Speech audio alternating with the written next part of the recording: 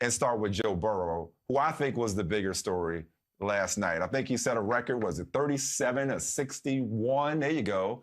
3 touchdowns, no picks. It's hard to throw 61 passes as a rookie with no picks. Let's just point that out for you. It's hard to throw 61 passes. What's he doing? What's he doing? Yeah, right. 61 passes? In general. And he's been hit through 2 games like 22 times. He's been contacted, I think they call it. So he's getting beat up, and yet he's making plays. Not only does he look like the real deal, Michael. Yeah. You know when you take a quarterback number 1, it's hit or miss. Usually you're forcing that pick because you need a quarterback, and they happen to be the best one coming out. Those numbers. If this guy ain't a sure thing, I don't know what is. That's you know, I don't know that I've been this excited about a quarterback at the beginning of his career, this confident, this sure about a quarterback. Maybe it's just Andrew Luck. You know, I know it's not that long ago, but you know, you have a lot. Like I said, it's hit or miss with quarterbacks. You got some number 1 picks that there are question marks coming in, and then they struggle right out of the gate. But you know, Andrew Luck, you just knew, even at Stanford, and when he got to the league, you knew he was going to elevate that franchise. You watch Joe Burrow, and you just know. Let's go back to something else. You know, we both grew up, you know, around a bunch of old people or what have you. So, you know, we were raised by a village. Okay, you know how the old people used to say, grandmothers. They used to say about, you know how they used to say about little children like that were mature, they had an old soul. Oh, he been here before. Oh, she been here before. You know, like Joe Burrow, you look at him, he been here before. Like he's reincarnated. Like, you know, he's not a rookie. He's lived this life before. He's nice, man. I enjoyed watching him last night, and it was clear. And even when they were down early, I just felt like he was just doing they weren't down because of him. I thought he was making good decisions. I thought he was reading the defense very well. He throws a pretty ball, Mike.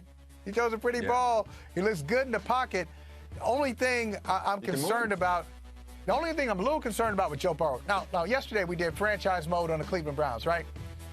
And we're like, how do you fix the Browns? They've been through a bunch of quarterbacks, and they've had a bunch of losing seasons, a bunch of head coaches, general managers, on and on. We did franchise mode on the Browns as if they're the only team in the state of Ohio that needs a little franchise mode done on them.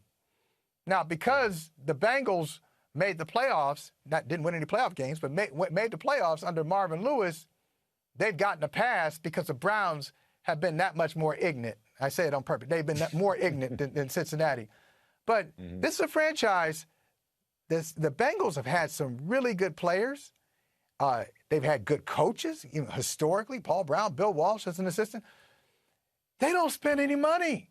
So they don't spend any money when they need to, especially in the front office, the scouting staff. They do it on the cheap. And it's a shame. You know, Mike Brown, come on. You got that name. You got a responsibility. You're Paul Brown's kid. You got a responsibility to do it the right way. I'm just concerned that Joe Burrow is going to get caught up in Cincinnati business, and he won't be his best self because of the franchise he plays for. But I love what I see so far. You mentioned Marvin Lewis. I mean, look, and Joe Burrow happens to, I believe, wear the same number that Carson Palmer once did. And there was a moment in Cincinnati where it looked like they had found their guy and they were about to take their next step. They never quite got over it. And Carson Palmer eventually moved on after, you know, he tore his ACL in Pittsburgh, against Pittsburgh in that playoff game.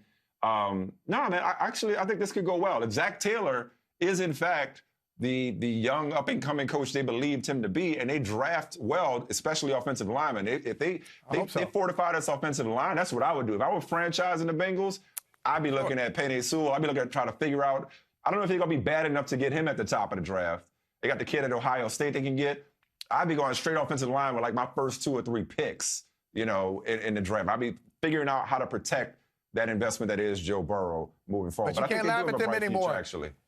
Those punchlines, get them off now, because I think in a very short amount of time, I know they're 0-2, but you can't take the Cincinnati Bengals lightly. Takes one to know one right there. Takes one to know one. LeBron sees it. You know, got that it factor. Everybody sees it. All off season, his teammates saw it, or whatever this kind of season this was. It's only so much you could see, but whenever they started working together, everybody saw Joe Burrow immediately take command. On the flip side, we're talking about Baker Mayfield. Browns, looking good. Yeah, real nice uniforms. And it's hard to look good in orange and brown, but they pulled it off. And Baker Mayfield, we were talking about him yesterday, and I think you probably still stand by your statement, and I agree with you, because I agree with you yesterday. Joe Burrow, if you had to take a pick between Joe Burrow and Baker Mayfield, who would you go with? I go with Joe Burrow. Hi, I'm Mike Tirico, and thanks for watching. Make sure to hit subscribe for the latest news and highlights from NBC Sports.